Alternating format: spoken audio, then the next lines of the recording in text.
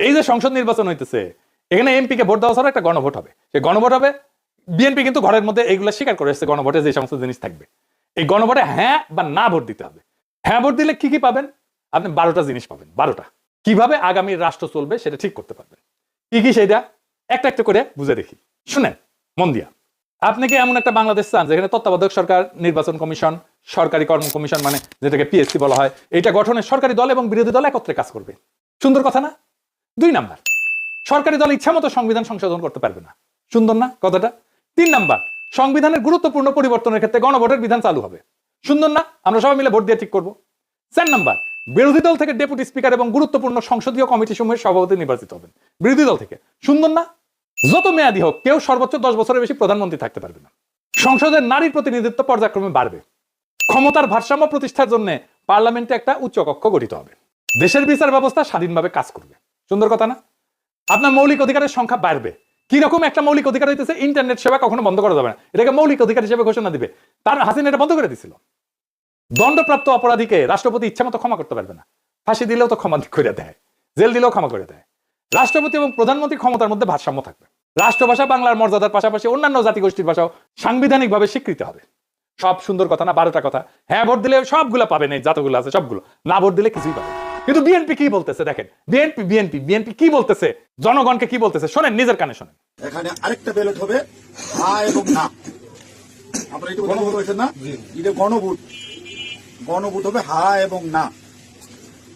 যদি আপনারা যারা আওয়ামী লীগ করেন, যারা অন্যান্য দল করেন, তাদের জ্ঞাতার্থে সুবিধার্থে আমি জানাচ্ছি, যদি হা জয়যুক্ত হয় কোনো ক্রমে, সারা দেশে যদি হা জয়যুক্ত করা মানে ভোটে জয়যুক্ত হয়, তাহলে এদেশের স্বাধীনতার পরে 72 যে একটা সংবিধান ছিল, শেখ মুজিবুর সাহেব করেছিল, ডক্টর কামালের হাতে লেখা, এই সংবিধান টোটাল ডাউমিট করে দেবো, মানে মুছে ফেলবো। স্বাধীনতার যে 71 সালে যে যুদ্ধটা হয়েছিল, এই যুদ্ধটা 71 সালের কোন ঘটনায় বাংলাদেশ আর থাকবে না। আপনার ইয়ের মধ্যে যে সংস্কার করতে চাইতেছে, যে সংস্কারের জন্য হানা বুড় হইতেছে, এর মধ্যে লেখা আছে 71 সালকে বাদ দিয়ে 24-এ যে ইটা হয়েছে, গণঅভ্যুত্থান হয়েছে, 71 জায়গাটা নিবে 24 সাল। কেন নিবে? এটা একটা কারণ আছে, জামাত ইসলামের একটা কারণ আছে। জামাত ইসলাম 71 সালে দেশের স্বাধীনতা চায় না, এই দেশে বাংলাদেশের স্বাধীন হোক, বাংলাদেশ স্বাধীন হোক, জামাত ইসলাম কিন্তু এটা চাই নাই। যারা আওয়ামী লীগ করেন তারা একটু খেয়াল করে শুনে, যদি হা জয়যুক্ত হয় তাহলে আওয়ামী লীগ কিন্তু এখন মানে কি জানি প্রজ্ঞাপনের মাধ্যমে আপনার স্থগিত হয়েছে, আওয়ামী লীগ নির্বাচনে অংশগ্রহণ করতে পারবে না। যদি হা জয়যুক্ত হয় তাহলে আওয়ামী লীগ একবারে আর কোনো মিটিং টিটিং হবে না, মিটিং টিটিং সংসদে কোথাও উঠবে না। ওই হার মধ্যে এই লেখা আছে আওয়ামী লীগ নিষিদ্ধ। এই যে 24 সালে গণহত্যার জন্য আওয়ামী লীগ কিন্তু নিষিদ্ধ হয়ে যাবে আপনাদের ভোটেই। যদি হাতের ভোট দেন, হাতে ভোট দিলে আপনার 16 ডিসেম্বর থাকবে না, 26 মার্চ থাকবে না, আপনার 71 সালের যে যুদ্ধ করতে মা বোনেরা যুদ্ধ দিচ্ছে, 30 লক্ষ মা বোনের যুদ্ধ দিচ্ছে, এটা থাকবে না। অর্থাৎ আপনারা যারা আওয়ামী লীগ করেন দয়া করে আপনারা না ভোটের জন্য হলো আওয়ামী লীগের তো আমরা আসলে বিএনপি হইতেছি উদারপন্থী রাজনৈতিক দল। আমরা বিএনপি চাচ্ছি সকল দল মিলে একটা দেশে নির্বাচন হোক, সকল এবার না হোক, সামনে যেন সকল দল একটা নির্বাচন অংশগ্রহণ, 5 বছর পরে যে সকল দল নির্বাচন অংশগ্রহণ করতে পারে। আপনারা আপনাদের যারা আওয়ামী লীগ করেন, আপনাদের দল রক্ষা করার জন্য আপনাদের কেন্দ্রে যাইতে হবে, ঠিক আছে? আপনাদের কেন্দ্রে যাইতে হবে, আপনাদের দল রক্ষা করার জন্য, না ভোট দেওয়ার জন্য হইলে সার্বভৌমত্ব দেশ রক্ষা করার জন্য 71-কে ফিরিয়ে, মানে 71 যেভাবে আছে স্বাধীনতা যুদ্ধের ইতিহাস আছে, এই ইতিহাসটা রক্ষার জন্য হইলো যারা না ভোট দিবেন, যারা আওয়ামী লীগ করেন, আপনাদের কেন্দ্রে অবশ্যই যেতে হবে। কেন্দ্রে যদি আপনারা আপনাদের দলকে রক্ষা করতে যান, যেহেতু এবার আপনাদের নাই কোন নমিনেশনের, আওয়ামী লীগের কোন প্রার্থী নাই, দয়া করে সেক্ষেত্রে আপনাদের কাছে আমাদের অনুরোধ, যারা আওয়ামী লীগ করেন, বিএনপি তো আপনারা ভোট আমাদের দিবেনই, ঠিক আছে? যারা বিএনপি করেন ওরা তো আমাদের ভোট দিবেনই।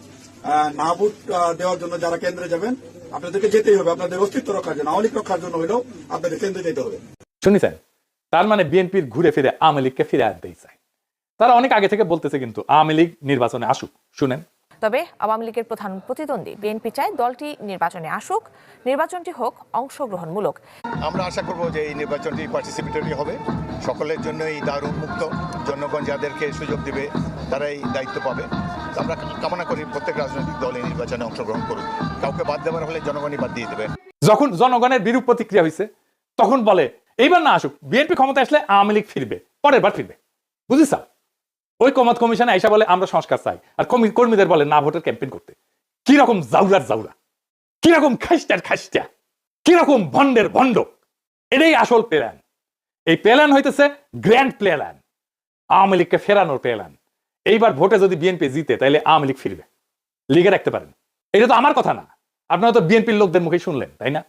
আপনি আসলে ধানের শীষে ভোট দিতেছেন না, আপনি ভোট দিতেছেন নৌকায়, আপনি ভোট দিতেছেন হাসিনা রে, আপনি ভোট দিতেছেন ফ্যাসিস্ট রে, আপনি ভোট দিতেছেন ভারপ্রাপ্ত আওয়ামী লীগ রে, বিএনপি রে না। যারা আওয়ামী লীগরে ফিরে আনতে চান তারা ধানের শীষে ভোট দিতে পারেন।